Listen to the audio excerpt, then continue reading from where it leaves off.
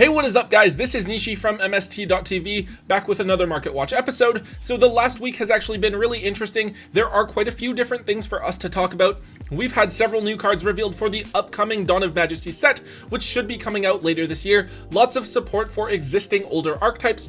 Also, we've gotten some tournament results from the last couple of weeks, and there are key cards from pretty popular decks that have been targeted for buyouts due to their limited printings. Regardless of if you're looking for what deck you want to play now, or what deck you want to pick up in a few months, you guys should definitely be aware of the price changes happening on the market today so that you are as prepared as possible. Let's get started.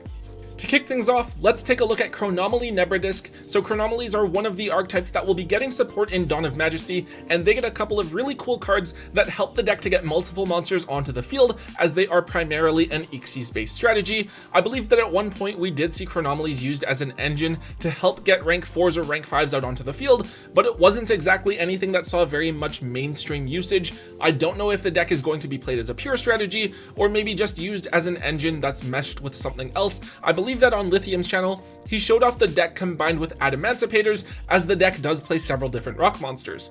Anyways, Nebradisc is the primary card targeted for a buyout here, as a key card for Chronomelies that allows you to search for any Chronomelie card from your deck on normal summon, and then it's also able to summon itself out of the graveyard if you only control Chronomelies, but it also locks you into using only Chronomelie cards and effects for that turn.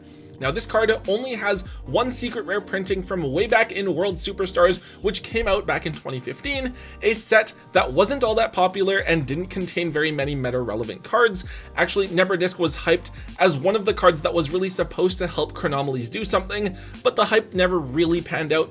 The card is up at $6 right now, with relatively few quantities on the market. I believe at one point it did peak at $10 a couple of days ago, but it has since cooled off. If you have this card in your bulk, I would definitely look at digging it up to offload it as soon as possible. Other than that, I would expect this card to be reprinted in an OTS tournament pack as either a super rare or common as we get closer to the TCG release of Dawn of Majesty, so this probably isn't a card that you want to be holding onto too many copies of outside of what you're planning on using in your own deck. Next up is a card that should require no introduction. We have the best monster of 2017, the sea monster of Theseus. So for those of you who aren't familiar with the joke, back in 2017, Konami was dropping hints about this card as being an absolute game changer for the game of Yu-Gi-Oh! And a lot of people got really excited about it. Well, it turns out that the monster being talked about was just a vanilla fusion tuner monster, which was still significant because it was the first time that instant fusion was going to give us access to a tuner, but it was still pretty underwhelming nevertheless. Anyways, in Dawn of Majesty, we have a new version of Instant Fusion coming. It's really similar, but it only allows you to summon a level 6 or lower non-effect fusion monster, which is why we are seeing several buyouts of random vanilla fusion monsters all across the board. Theseus was actually one of the first cards that people turned to on this reveal, because as a tuner, it potentially opens up synchro plays, or it could be used to more easily make things like Crystron Halki Fibrax or Ultimaya Tzolk'in. Definitely a really cool card that's going to enable some fun combos, though of course we don't know how exactly the game will look when this card eventually comes out. So Theseus only has two different printings available, the original secret rare from Raging Tempest and its corresponding Megaton reprint. At one point a couple of days ago, we saw both versions of the card bought out to the $20 mark, but we've since seen the market relax, with the originals at $9 and the reprints at $5.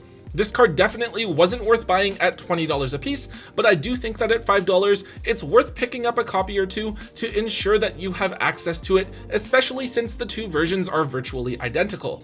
This card will probably also be reprinted as we get closer to the release of Dawn of Majesty, but until that reprint is officially confirmed, expect this card to get rolling buyouts as the hype for the new Instant Fusion replacement builds over the next several months.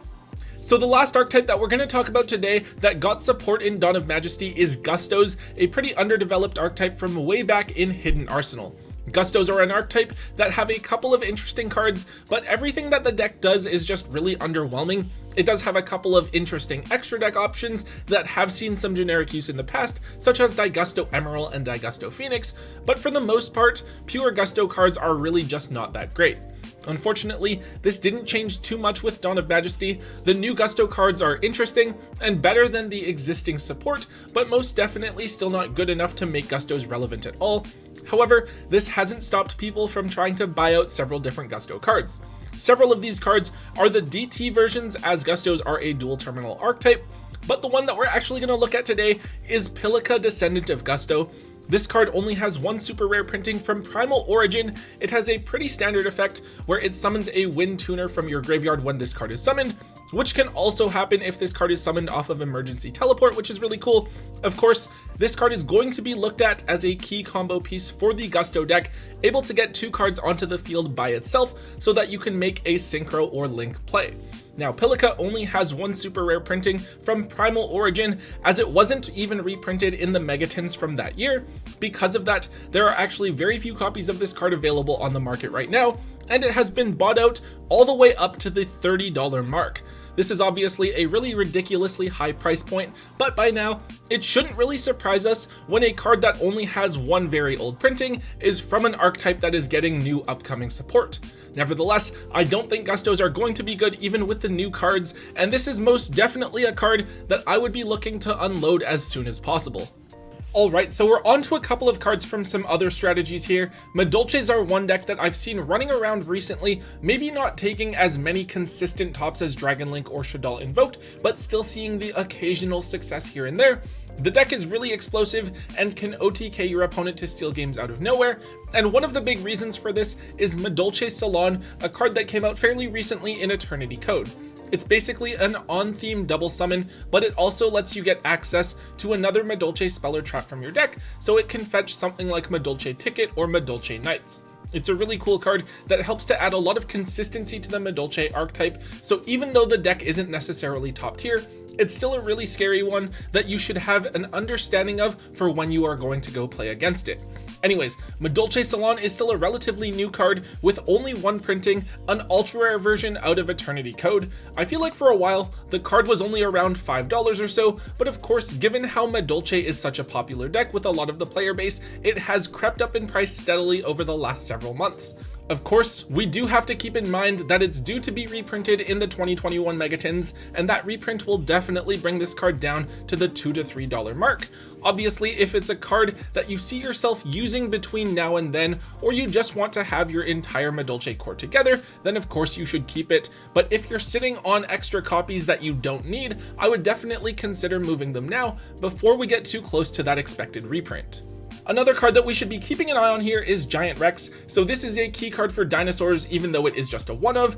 Ideally, you want to banish this card with Double Evolution Pill, and then overlay it with Oviraptor to make either Evilzor Logia or Evilzor Dolka. This format, dinosaurs have once again proven themselves to be a really scary deck that can win games out of nowhere, though they can have some consistency issues as well. Actually, I feel like in that regard, it's kind of similar to Madolche's. Anyways, Giant Rex actually came out in the original Battles of Legend set, Light's Revenge, and hasn't been reprinted since, so it's actually one of the individual pieces of the deck that's kind of difficult to find. It's around $10 to $12 at the moment, but there are only a dozen listings available on TCG Player, so very few quantities, and it does have the potential to shoot up in price at a moment's notice.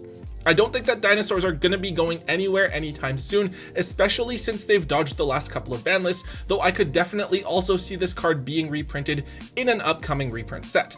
Keep your own copy so that you have your own dinosaur core intact and ready to play, but definitely consider offloading it within the next couple of months because it will shoot back down in price as soon as we get that reprint confirmation. So really quickly, let's talk about Cosmo Dark Planet and Cosmo Dark Eclipser. So last week we talked about Cosmo Farm Girl and how it was skyrocketing in price because of the Cosmo reprints that we're getting in Ghosts from the Past. Now with Dark Planet and Dark Eclipser, it's basically the same thing, right? We're seeing key pieces from the archetype be reprinted, so the cards that aren't being reprinted but are still potentially useful in the strategy are being targeted for buyouts. Each of these cards just has one secret rare printing from their respective sets, and we're seeing Dark Planet and Dark Eclipser at $10 and $17 respectively. I believe that Dark Eclipser is the more practical of the two.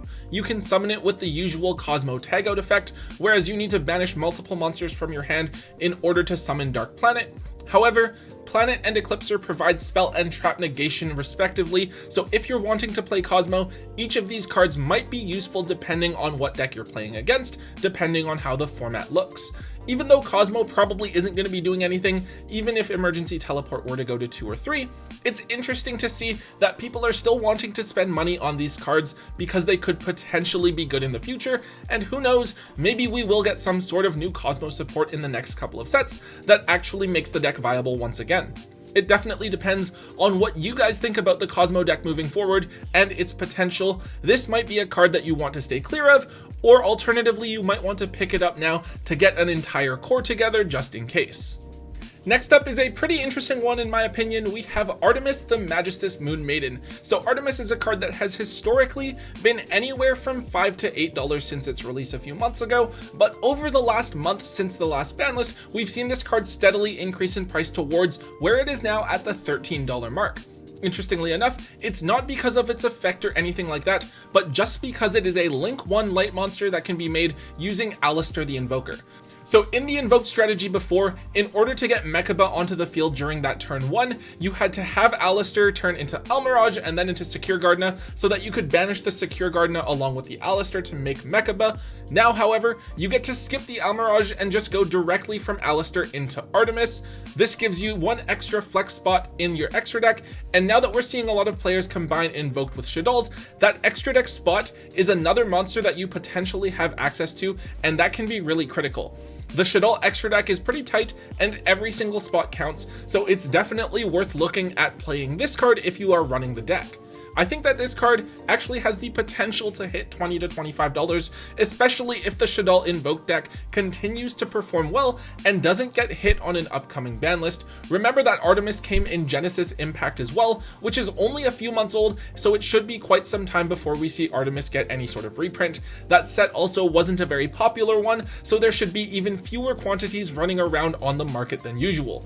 If you're planning on playing Invoked and expect to use them for quite some time, definitely consider grabbing your copy of this card before it jumps up in price any further. Alright guys, that is all we have for today's episode. It has been a pretty crazy week. I feel like every single day when I woke up, I was seeing some sort of new card revealed. I'm sure that we will get more reveals over the next couple of weeks, and also we should be getting results from the events from the past weekend as well, so be sure to stick around so that you guys can see market coverage as it relates to those things as well. Anyways guys, if you enjoyed today's Market Watch, please make sure that you hit that thumbs up button for me and let me know. Also make sure you leave a comment in the comment section down below. Let me know what you guys think about the cards that we covered today, or let me know what other cards are trending on the market so that I can keep the rest of you guys as informed as possible. Also, if you haven't already, make sure you hit that subscribe button to get all of the latest and greatest content from both Tombox and myself. And until next time guys, don't forget to hold on to your MST.TV.